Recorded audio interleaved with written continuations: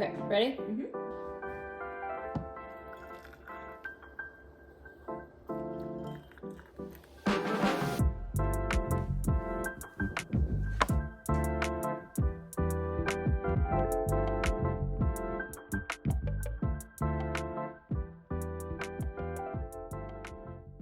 It's the end of the year. We made it, and what a year for reading it was. Yeah, we had a good time this year, didn't we? Yeah, there were some good books this year. My name is Elena. My name's Erin. And we are two sisters that love books and beauty. And this is our YouTube channel where we tell you about those things. Hello. Oh my God. This is our YouTube channel. You are currently on YouTube. We are two sisters that love books and beauty. Welcome to the channel. Okay, so today is when we go through all of our 5-star reads from 2023. We've put together a list and it's more than expected, at least on your end. So buckle up. This is going to be a long ride. I mean, there was just so many good books this year. Yeah, we couldn't leave out any of these amazing stories. And we did organize it for you a little bit. So if you're mainly a romantasy reader or a lit fic reader, you can jump around to that genre and hear what our favorites are from that category. All right, so let's get started. To start it off, we're going to go with the romance genre. Ooh. All right, so you should start because you have way more. I have 4. I have 1. Okay. And this is my genre, so this is interesting. Yeah. Okay. All right, my first pick is The Ex Hex by Erin Stirling. This is a witchy story, and it is freaking adorable.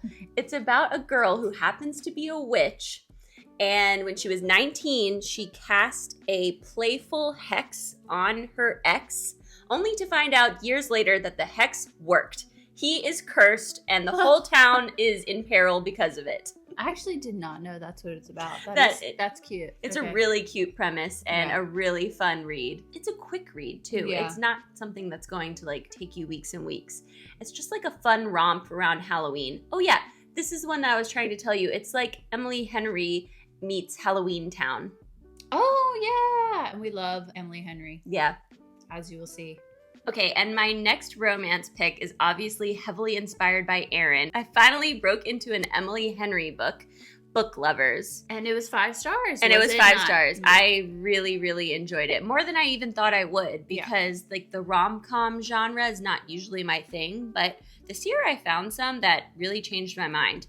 And Book Lovers was one of them. And I'll admit, when I started Book Lovers, it's about like a type A woman who is really into her career and she lives in New York City and she loves New York City.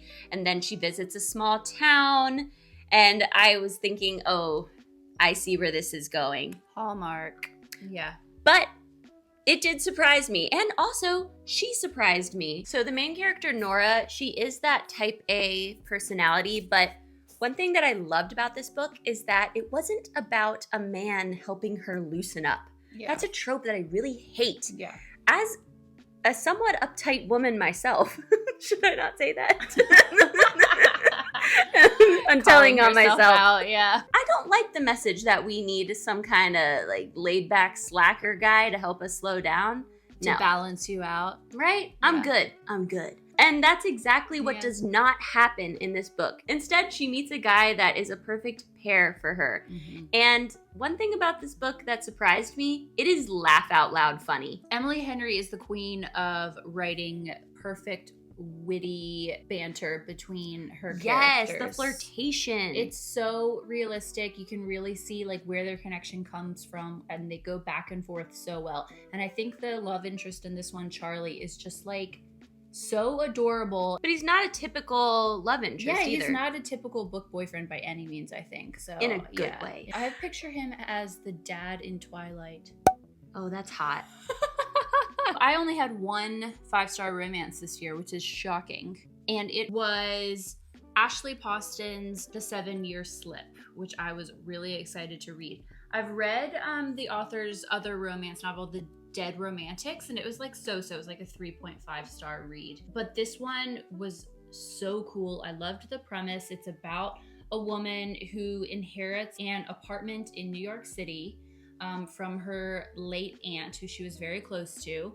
and basically finds out that the apartment has this like time travel, like slip in time, where sometimes you walk into the apartment and it goes back 7 years. So like whoever was in the apartment 7 years ago is in the apartment when you walk in. Whoa. And yeah, I mean, it's a romance novel, so she obviously meets someone in the apartment 7 years ago. And like, you'd think you know exactly where the story is going, but like, she does a great job of really taking a different route than any other romance book I've ever read. And she also, the author has this author's note at the end of the book, and it goes into where she was as a writer when she was writing this, and how sort of her emotions and her experiences come out on the pages. Yeah. And it was just so beautiful and really made you understand like where she got the inspiration for this book, where she got such beautiful development from the main character, because that's the thing that's so shocking. You think that this book is just going to be a romance, and it's really like a beautiful journey of self-discovery for the main character too. I was just really, I felt something with this. It was a 5-star read. I really think that anybody would enjoy this, not just the romance lovers. When it comes to the time travel element, is it like a sci-fi moment, or is it more like a magical realism moment? Magical realism. Okay. For sure. I love magical realism. Yeah. Okay, my next book is Honey and Spice by Bolu Babalola. Bolu Babalola also wrote a compilation of short stories that are based on mythology, classic mythology, rewritten and reimagined. Yeah. It's called Love in Color, and it's really spectacular. It is so good. But I did not read that this year. I saw that she was coming out with a contemporary romance, Honey and Spice, and I thought I'd give it a go, even though this is not really my genre. I read this in like February, so before I had gotten into Emily Henry and all these other books. And I was not expecting to love it. Well, I kind of was, because I love Bolu Babalola. Yeah. But you know what? It was such a good read. It's about Kiki and Malachi. They are in college. They're both prominent members of the campus's Afrocentric social club. And there's a fake dating trope that, of course, turns into a real romance. Sorry for the spoiler. You guys have read fake dating before. You know where it leads. Yeah. But this book was really, really fun. I felt cooler when I was reading it. Oh, really? Gosh, and the narrator was amazing. Yeah. Kiki and Malachi are both so smart and cool. I really was rooting for them to get together so hard. I did not want there to be any conflict. I wanted this story just to be Kiki and Malachi get together, and it's great. Everyone has a good time. The end. But of course, there had to be some kind of plot. And when it came, it really wasn't that bad. It made sense. I really, really enjoyed this one. It's a fun read and quite sexy. Ooh, I will definitely be reading that. All right, and my last romance is a Christmas book. It is 3 Holidays and a Wedding by Uzma, Jalaluddin, and Marissa Stapley. Damn. Nailed that on the heart. First. Yeah, I've just said it so many times now. This is the only 5-star Christmas read that I read this year, and I read 6 Christmas books, so I was trying, y'all. It's about 2 women who meet on a plane. Unfortunately, there's turbulence on the flight. The plane has to make an emergency landing in this small town in the middle of Canada, and Christmas romance ensues. The 3 holidays in the title are Christmas, Ramadan, and Hanukkah. Having all of those different cultural traditions somehow made it even more Christmassy, you know? Traditions are Christmassy in general. I really, really loved it. We're gonna move straight into fantasy. The best genre. No, it's not the best. Actually, anyway. Okay, I'm gonna kick us off because I have way less than Elena. My first 5-star fantasy read of the year was the series Mistborn by Brandon Sanderson. Yes! Elena has been begging me to start reading the Cosmere universe books for a while now, and she was right that Mistborn was definitely the place to start. I haven't read a lot of epic fantasy, so this was slightly different than what I was used to, and I had to kind of familiarize myself with like a hard magic system and all that. But it was so good, and it has such a strong, overpowered, badass woman main character. I've read the first 2 of the series, Final Empire and Well of Ascension. So yeah, really loved it. Loved all the breadcrumbs that Sanderson puts throughout the books to kind of like keep you guessing on where this is headed. There were so many twists and turns. Like this was just, it's such a well thought out Right? series. Like good Lord, I've never read something that just every little thing has a place, and it's like every single sentence is so purposeful, you know? Nothing And feels shoehorned. yeah, and I just like, I really, really enjoyed it. These are long books too, so like Yeah, they're a commitment. I had to commit to this, but 5-star reads for sure. All right, my first book, the book I'm going to talk about next. What will it be? It is Dread Nation by Justina, Ireland. Okay, this book is crazy. It's set during the Civil War times, okay, in the middle of the Civil War, but there was a zombie uprising. I forgot about this book. Yes, this is zombie apocalypse in Civil War era. Okay. So basically the United States had to just call off the Civil War because, you know, zombies are happening, but it obviously didn't get resolved. You have all of the interesting, like, political elements of how that would be. And zombies around? And there's zombies and lots of zombie fights. And the main character is hilarious. She is so funny. She is so strong. I really appreciate a book where the author doesn't just tell me that the main character is strong, but shows me, like, no, she can take care of herself, and she does. It's really fun to read, but it's kind of violent, if you can believe that. A zombie book. But very cool. An interesting take on zombies, an interesting take on Civil War era America. Cool. Definitely recommend. 5 stars. And next I have Emily Wilde's Encyclopaedia of Faeries by Heather Fawcett. Wow. Wow. So this was a buddy read. Like, my childhood best friend recommended that I read this, and she read it at the same time so we could discuss. And there was plenty to discuss. This story is about a Cambridge professor who is writing an encyclopedia of fairy species. So she's an expert on all things fairies. And it's written in academic journal format. The vocabulary is quite elevated, okay? I had to look up some of the words in this book, and I can't remember the last time that happened to me. But there were a couple words I was like, I'm sorry, what? What'd she say? You didn't go to Cambridge, so, you know. Despite that academic setting, there's actually a lot of adventure and action in this book. And the fairies, there are lots of different species and types of fairies in this book. But this is not your ACOTAR fae, okay? This is like snatch children out of their beds. Fairies. Real fairies. There is a romance element in this book, but it's not spicy. So that's why I'm counting it as fantasy and not romantasy. Okay. I really want to read this. I know the next one's coming out next year too, so yeah. I think it would be a good winter read because it's set in like a snowy landscape. Oh, okay. Although it might make you more cold. Okay, my second and last 5-star fantasy read of the year was actually one of my favorite books of all time in the end. Legendborn by Tracy Deonn.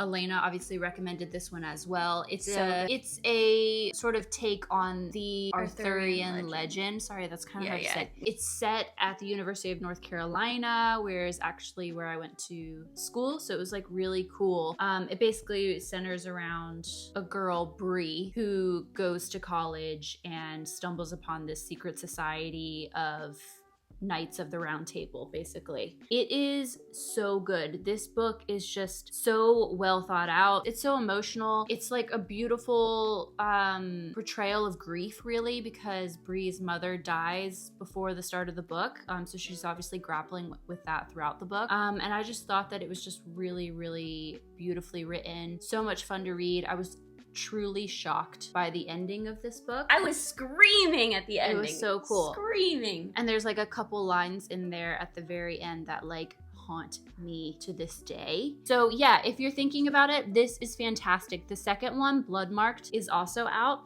It was good. I wouldn't say it was a 5-star read like this, but the third one probably I think comes out next year, and I think that she'll wrap it up really well, so I'm really excited. Yeah, I feel like I really trust her to bring it home. Bring it, exactly. And I know middle books are hard, so true. You know. Okay, The Sun and the Void by Gabriela Romero Lacruz. I absolutely loved this book. It's a chonker. This is a massively underhyped book. When I read it earlier in the year, I could not believe how few Goodreads ratings it had. There's a lot of complicated socio-political elements in this book. There's a lot going on. The plot is not formulaic, but I really like that. It's based on Venezuelan folklore, and it's set in a world where there are 3 species. You have humans, and then you have another species that is quite powerful and magical, but they're dying out. And then you have a 3rd species who, prior to the events of the book, were enslaved by humans and have only recently been freed from that enslavement. So against this very political backdrop, you have a hard magic system and a cast that is almost entirely female, which I loved. Yeah. There's some gorgeous sapphic romance in here, complicated characters. And it's one of those plots where the 2 main characters are leading totally separate lives in separate areas of the map for 80% of the book, and then it crashes together in the end in this explosive, action-packed climax. It's very good. I really loved it. And the author did something that I find so compelling. She gave me a character, made me hate that character for like 90% of the book. And then in the last part of the book, she flipped it all around and I ended up loving that character by the end. I'm surprised by that. That's like difficult to do. Like, yeah. And I resisted it. When I saw it was starting to happen, I was like, no, Redemption. I hate that character. Yeah. But it was successful. yeah, but she got me. She got me on that character. So it's definitely worth your time if you like classic fantasy. Oh my God. Okay, I have 2 more to talk about, and they're my 2 favorite books of the year. I love fantasy so much. Yeah. Oh my gosh. Okay, so first we have my number 1 book of the whole year. Nothing can top this. It was Tress of the Emerald Sea by Brandon Sanderson. Which is what? One of his like standalone? Yep. Okay. It's secret project number 1. Did it come out this year? It did. Okay. It's often described as the Princess Bride from Buttercup's perspective. If Buttercup had gone out to save Wesley instead of the other way around. Interesting. And it is a good time. It's funny, it's sweet, there's a dragon, there's pirates. Most of the book is piratey. She has a rat companion. Oh, very Caspian-like or whatever. Yes, yeah. That's so true, yeah. And Tress would make a good entry point to the Cosmere world, although I still think Mistborn is a better entry point. Or you can just forego all the rest of the Cosmere and only read Tress. Tress is more low stakes, more fun, less intense than the rest of the Cosmere, which is nice. Sometimes you just want to have a good time when you're reading, am I right? Yeah, for sure. But for my fellow Cosmere readers, there are so many Easter eggs that are so satisfying to read in this book. You get a lot of Hoyd.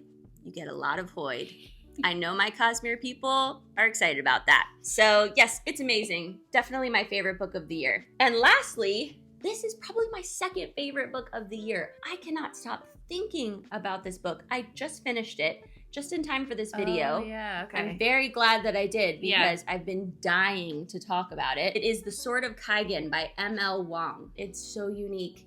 It is so original. It gives me Avatar vibes, like Avatar The Last Airbender vibes, because the magic system is very elemental. I like that. Yeah, different like groups of people are able to control different elements like fire or ice. You get it, wind. But something that's really unique about this story is that it focuses on a mother and the experience of motherhood.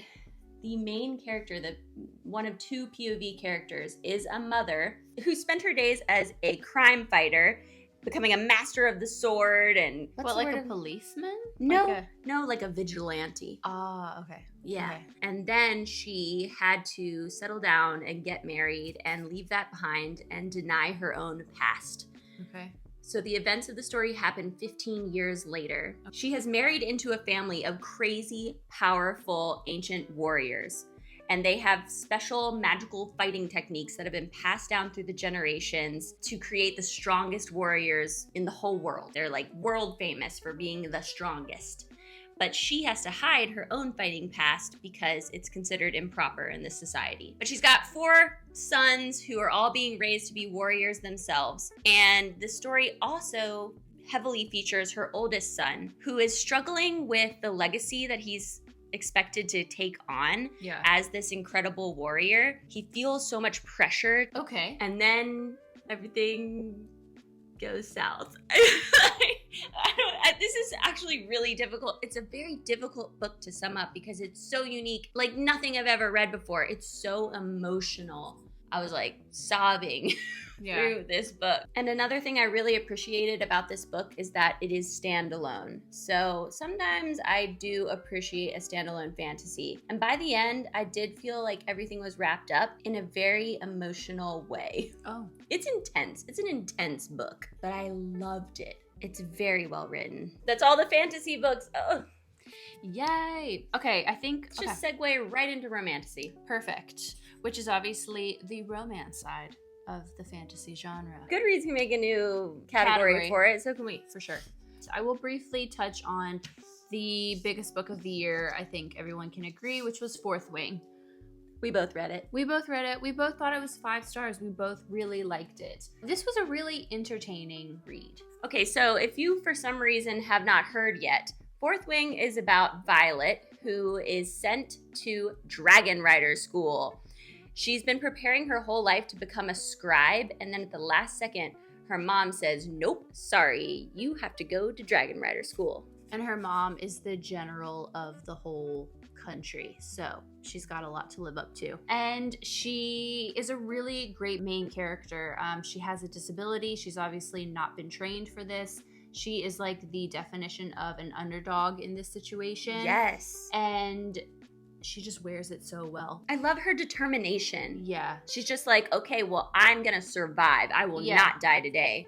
I'm like, she's yeah, girl. Scrappy. Comes up with ways to get by. And I liked how the author stayed true to her disability. So like there are things that she just cannot do that other people are doing. But that does not mean that she doesn't find a way around them or isn't able to still succeed. And that's just, it's really refreshing to read. Yeah, great representation. Yeah, and she's really easy to root for. I also loved the romance in this. It's kind of a slow burn and then it isn't so slow anymore. And I loved Xaden, the love interest. He was supportive and hot, as the author mentions many, many times. Xaden is hot. Yeah. Yeah, and it's hot how he never underestimates her. Yes. He's not overprotective. He's like, yeah, you can do it. You got this. I will say this. Everyone tells you to read this book for the romance, for Xaden. I'm telling you, read this book for the dragons. There are dragons, and they are so cool. Yeah, they are pretty cool. And then if you read Iron Flame, the dragons are an even more prominent part of the story. If you grew up reading Tamra Pierce, this is like Tamra Pierce, but with spice in it, okay? Yes. It's so good. Yeah, that's so true. We both read Iron Flame as well, which is the second installment. And I don't think it was a 5-star read for us. It was really entertaining, but I still think that Fourth Wing was probably the stronger of the two. Yes. Right? I think Iron Flame just has some pacing issues. Yeah, it's a little too fast too paced. Much all at once. Like whiplash. Yeah, whereas Fourth Wing, like I thought the pacing was really, really steady throughout the entire. It is fast paced, and it starts really quick too. Yes, do you know what I mean? Jumps you right in there. Yeah, we loved it. And I was a hater. I didn't think I was gonna love it, and I did love it. Okay, my second Romantasy 5-star series of the year was also my second favorite, probably. Legendborn probably was my favorite of the year, but my second favorite of the year was this series, the Lochlann Feuds series. And this is the first one, Scarlet Princess. There are 4 of these. This is super underhyped. Like, I don't think you can't get this in stores. I had to get these off of Amazon. I'm not even sure how I came across it. I think the algorithm just knows that I'm like really into enemies to lovers, slow burn romances. So it did its job with this because I absolutely loved this series. It's basically a mix of Outlander and kind of like Shadow and Bone series because there's this Russian-inspired world and a Scottish-inspired world. And do they feud? They feud. The story centers around the princess is a Scottish princess, essentially. Cool. And she goes into the Russian side, the enemy territory, accidentally, while she was trying to steal their vodka, as one does. It's really, really good. I will say there's not a ton of magic in this series. It's a fantasy world, and there are a few fae elements, but like magic is not the central plot of this story. It's really more about the romance. It's more about the adventure of her being in this land and falling in love while there. But it is just so well done. This main character is so fun. She's so fun to read, and I just thought the romance was so well done. It's like hard to find a good enemies to lovers. It's like painfully slow sometimes in like the best way possible. There is a only one bed trope, which I'm sorry, God. I love. Like I don't mind only one bed. Yeah. It was really, really good. I would definitely recommend it. I don't know why people aren't talking about it more. I mean, they're short reads. And the thing is, like, there's 4 of them. And the first one, I was saying to Lena, like, it is basically kind of like ACOTAR in the sense that the first one is really just setting the stage. Like, it might take a second to get into this series, but I promise you, by the second one, and especially by the third one, you are in it, man. Yeah, and I feel like you could just knock those out. For sure. I really only have one, but it is the one. This is the series that made me understand the Romantasy girlies. When I was reading it, I was like, oh, I get it now. And that is The Serpent and the Wings of Night by Carissa Broadbent. A vampire one. It's a vampire romantasy. It should be cheesy. The title is kind of cheesy. The premise is kind of cheesy. But it's very well written. And the characters are so likable. And it just checked all my boxes. It just did it for me, okay? So this is about Aurea. She is a human who was adopted by the vampire king. And so she's raised in a very dangerous world where everyone wants to eat her. So in the start of this book, she enters into a competition where if she wins, she will have the ability to ask a goddess for a blessing that will give her powers to kind of put her on equal footing with everyone else in her world. And she's also hoping to gain power so that she can carry on her adopted dad's legacy. So there's a bit of like a Hunger Games moment, like a deadly competition where you have to kill everybody and survive to win. And one thing that's really cool about this series is that there's a very interesting, complex father-daughter relationship between her and her adoptive father. I mean, it was very well done. And that is something that is rare to find in books in general, but definitely in Romantasy. The love interest is so hot. Oh man, Rain did it for me. He's funny, he's sexy, he's like imperfectly hot. Ugh, I just love that. Hot. Yeah, because in a world of vampires, all the vampires are like super glamorous and perfected. Is he a vampire? He is a vampire, yes, but he looks different than the other vampires. He doesn't look perfect. I'm not a regular he vampire. He has like stubble, 5 o'clock Nice. shadow. What could be hotter? I will be doing this series next. If it is as good as you say it is. It is, and then there's I am only on 2. board. There's only 2. Yeah, okay. Okay, my last in this genre is also another one that's kind of underhyped and was suggested by the powers that be. It is called The Ever King by L.J. Andrews. This, I don't know why I picked this up. I think I was in the mood for a pirate romance. And when you're in the mood. As one does. For a pirate romance. And at first I was like, what's happening here? It's about a pirate king and he steals the daughter of his enemy king. But you know what? As skeptical as I was on the first 20 pages, this turned out to be so good. It was really cool. It's kind of like Vikings meet pirates meet just fae, Okay, yeah, a little bit of everything. A little bit of everything, exactly. And I actually really liked the relationship between the pirate king and the princess that he's captured. She was a really good main character. He was really complex. And Is he the love interest? He becomes the love interest. Okay. So they fall for each other. I will say though, this is the spiciest book I think I've read in a while. Oh, really? Yes. Just it was quite spicy, and it to the point where I was like, oh my. But it's all right. I was kind of into it, he's a pirate. Yeah, I would definitely recommend. The second one comes out in January, and I read this thinking the second was already out because I did not want to have to wait. And now here I am patiently waiting. But it was really, really good. If you like Romantasy, if you like slow burn, if you like enemies to lovers, because obviously they're enemies, and if you like pirates, which is perfectly fine and respectable, then this is definitely a book you should read. It's kind of underhyped, but I think it's probably gonna get more. I've been seeing more and more talk about it recently, and it's deserved. It's pretty good. Okay, that's all I have for that. Same. Okay, we're rounding this out with one final genre, and that is literary fiction. Ooh la la. Okay, so my first lit fic pick is Remarkably Bright Creatures by Shelby Van Pelt. This was the first book that I read in 2023. Okay. And I really, really loved it. One of the main characters is an octopus. It's cool, about this. Though. Yeah.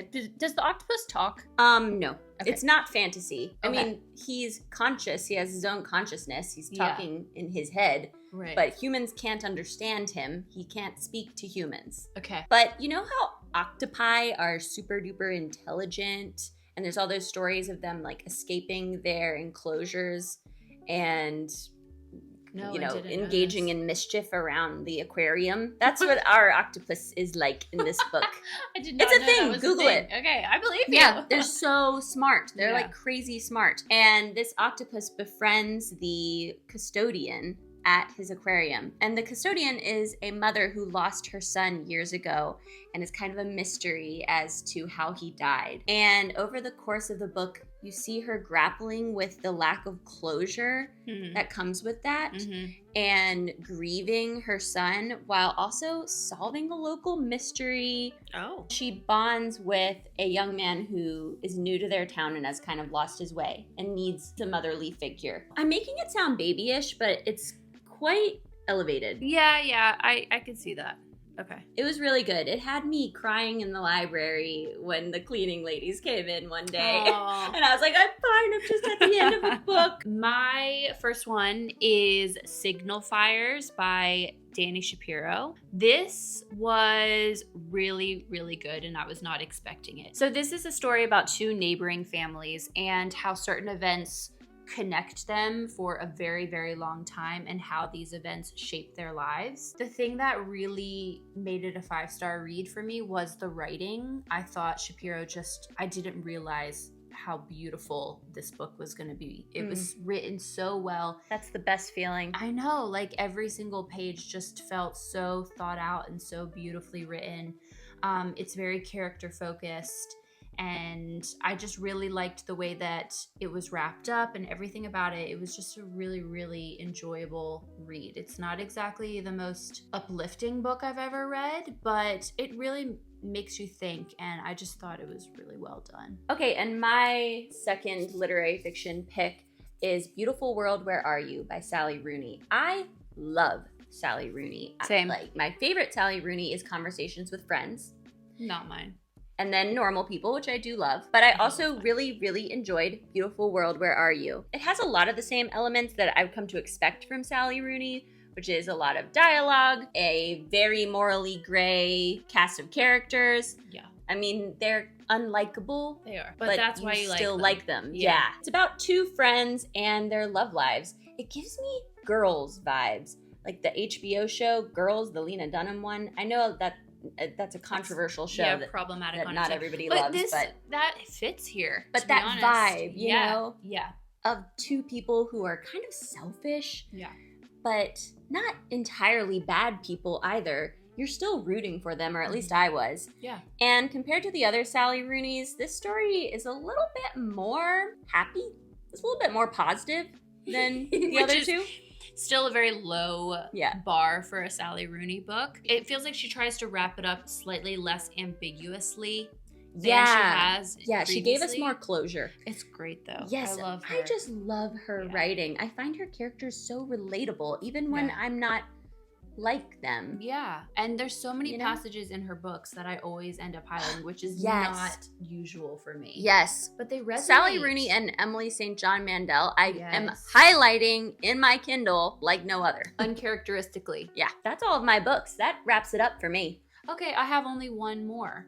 Okay, and my final fiction 5-star read of the year was The Heaven and Earth Grocery Store by James McBride. I was so excited when this became available on Libby. I've been waiting a long time to read one of his books. Yeah, it's so popular. It's one of those that's like hard to find on Libby. Yeah, so this is a novel set in the 1930s in a town in Pennsylvania, and it centers around the immigrant Jewish population and the African American population in like a neighborhood of this town in Pennsylvania, and basically how they come together as a community. It's tagged as like a murder mystery novel. Is it? It is technically, but it's not really. This was a really interesting book. I've never read something like this before. You said there's no one main character, yeah, right? I could not tell you who the main character is. It jumps around to a million different points of views, and really the protagonist is the community as a whole, and that's very intentional. You know, that's what he's going for. He's trying to show you this community as a whole, and that really comes across. It's a bit disconcerting at first because you're like getting snippets of all these different people, and you have a hard time kind of piecing it together. But the more you get into the story, the more it sort of just like flows, and it's very slow, but again, it's so intentionally slow and so like intentionally layered that it really makes sense. And by the end, I just felt like it was so powerful. It was jarring in the end because you've spent so many pages learning all these like minute details about all these different characters, you know, so many that, and then it just is wrapped up. And I don't know, I just thought it was so beautiful. I really liked it. I'm definitely going to read Deacon King Kong next. And I would highly recommend if you want something kind of historical fiction, something very character-based. It was good. I enjoyed it. All right, that wraps up our favorite books of the year 2023. I cannot wait to look back at this next year.